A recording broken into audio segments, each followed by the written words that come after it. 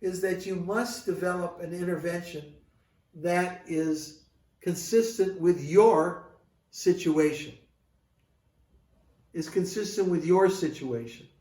That is your resources, your demography, your healthcare system, and so on.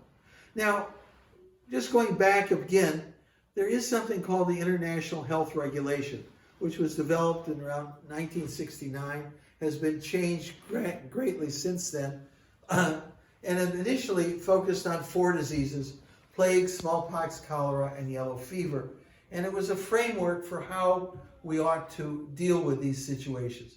There have been many, many revisions since then, and unfortunately, it's really not enforceable.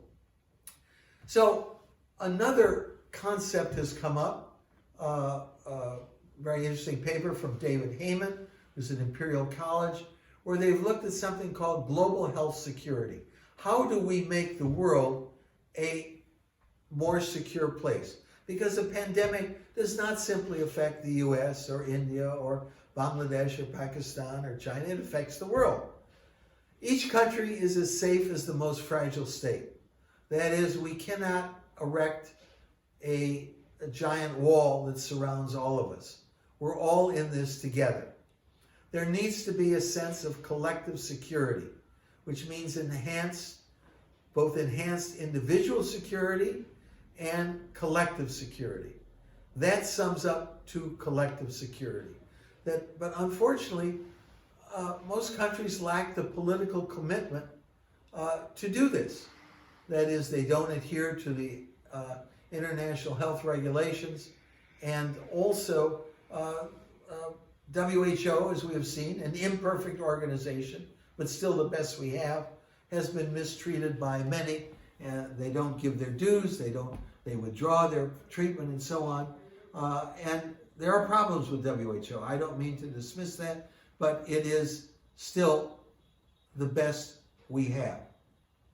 So what actions can we use to reduce the threat of emerging and re-emerging infections? First of all, we need to create a global commitment. We need to improve global surveillance. Global surveillance means a system that looks for conditions and early warning so that we can prepare ourselves. We need to develop strategies which are based on our local demography. What is the age structure of our population? Who is vulnerable? Who is not? What resources do we have? Do we have resources that can provide care to those who are under lock and key? What are the needs? What capacity? What is the capacity of our health system?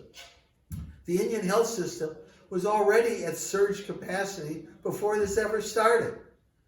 So the idea of reducing the surge was not appropriate. Did we have adequate numbers of masks or face coverings? Forget about respirators.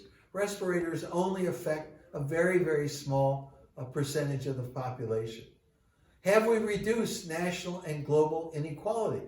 If there's tremendous inequality within a society, you cannot effectively deal with a situation like COVID-19, which is spread through the air. We need, of course, to develop technologies for diagnosis, DX, treatment, RX, PX, prevention, that are effective, accessible, and affordable. Affordable is key, because if it's not affordable, if you cannot afford respirators and you don't have the technology and the technicians to operate these things, then you have to look at other strategies. And lastly, and very, very importantly, we need to create high levels of trust. If people do not trust government, if they do not trust people in authority, they're not going to follow their advice. Simple as that. And so therefore, creating levels of trust in all levels of society is absolutely critical. Without high levels of trust, you cannot control the threat of emerging and re-emerging infections. And these brief comments with a few quotes. The first is from Pasteur, Louis Pasteur, the father of of modern bacteriology who said, chance favors the prepared mind. That is, the more we can study and learn about what has happened, the better able we are to deal with the next event. So, we have the history of plagues, whether it's the actual plague, whether it's smallpox, whether it's cholera. How do we build on that? And unfortunately, we seem to lose the lessons as soon as that last plague disappears. We need to prepare our minds. And that also means training more and more public health practitioners, such as epidemiologists. The second quote is from the Greek philosopher Heraclitus. You cannot step in the same river twice. You step in the river, you step out, you step in again, it's a different body of water. That is, things continue to move forward, or even backwards, but it's never the same. And we must prepare ourselves for these changes that are automatically going to take place. And lastly, and this is from a cartoon character in the U.S. who is no longer with us, but it is a very important quote. We have seen the enemy, and it is us.